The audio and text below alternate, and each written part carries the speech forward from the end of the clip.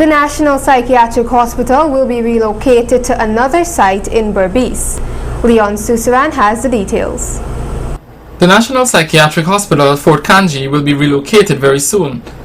This was recently disclosed by the Minister of Health, Dr. Aubrey Norton, who on a recent visit to the site declared how unpleased he was about the conditions at Guyana's only mental facility. Medical Superintendent of the National Psychiatric Hospital, Dr. Vineshri Kirdar, confirmed the move of the hospital during an interview with Channel 8 News. She hinted the new location could be along the east bank of Berbice. While the strong desire is there to relocate the ancient mental health facility, Parliament would now have to give its approval and go ahead, after which a contractor could be named. Right? It's a burden. For patients, it has become a burden because people do not access the facility because of the stigma that this hospital carries. So ministry, and specifically from Minister of Health, has plans of relocating this institution, which is being dealt with at a parliamentary level or at a ministerial level.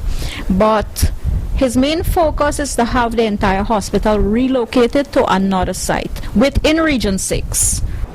Dr. Kirdar, who recently assumed the post of medical superintendent at the hospital, noted her intention to restructure and refocus the entire approach to mental health at the facility with the help and expertise of psychiatric consultant attached to the facility, psychiatrist Dr. Maida Grajales, and a psychologist as well as a social worker and a GMO.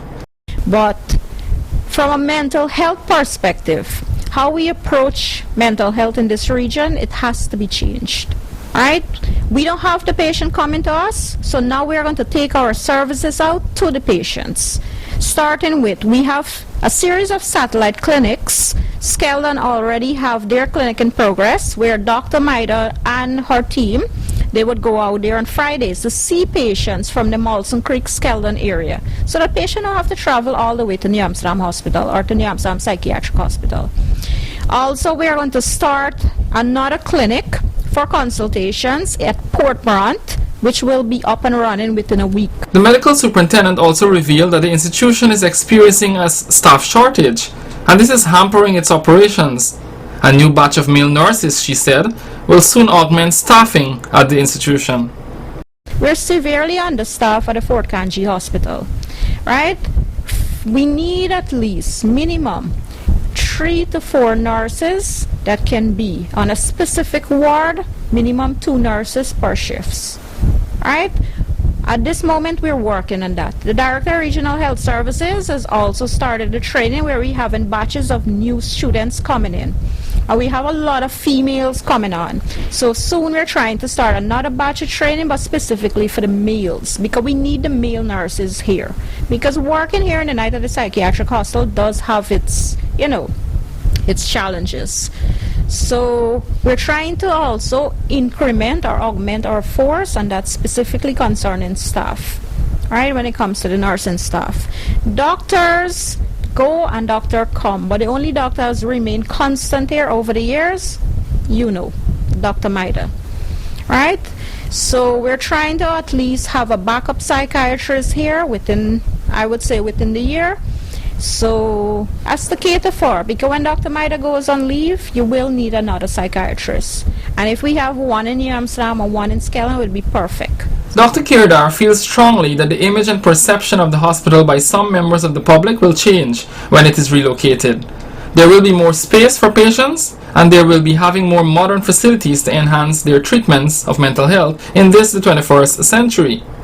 Definitely.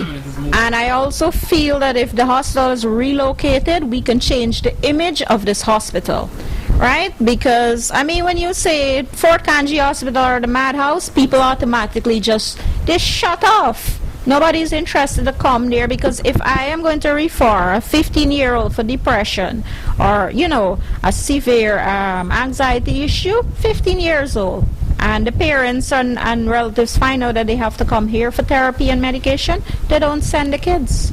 The kids themselves don't come back here because they know about the stigma. Currently, she said, there are over 180 patients at the mental hospital. Patients from all over Guyana usually access treatment at the National Psychiatric Hospital. During the weekends, she added, more patients are admitted. Prisoners awaiting court hearings are also held temporarily at the hospital. Right, so we have a lot of patients here, quite stable, quite under control with medications and therapy, but nobody comes for them. So they all become inmates at the National Psychiatric Hospital. So our patient volume right now, it's an overcrowded situation. And it's something I'm trying to address, where at least each patient can have their own bed and their own comfort. And when I say that, I mean it with all human dignity and rights attached to it. Patients are entitled to their rights, and we're trying as best as possible to accommodate that. Guyana's only national psychiatric hospital has over the years come under intense criticisms for both aesthetic environment, physical conditions of the wards, and the decrepit buildings, as well as quality of service meted out to patients. Several protests were even held in years past by nurses and other employees attached to the facility. The bushes, overgrowth, dilapidated buildings, and condemned structures have been described by many as a national disgrace, an eyesore, and a huge embarrassment to mental health in Guyana. The poorly lit compound at night, too, was a major issue a few years ago, as well as snakes and other reptiles in the compound. When it is relocated, there should be a vast difference in the services, as well as the total image of the psychiatric hospital. But for now, as the medical superintendent noted, mental health will continue to be addressed in the best possible ways, given whatever resources are available. For Channel 8 News, I am Leon Susaran.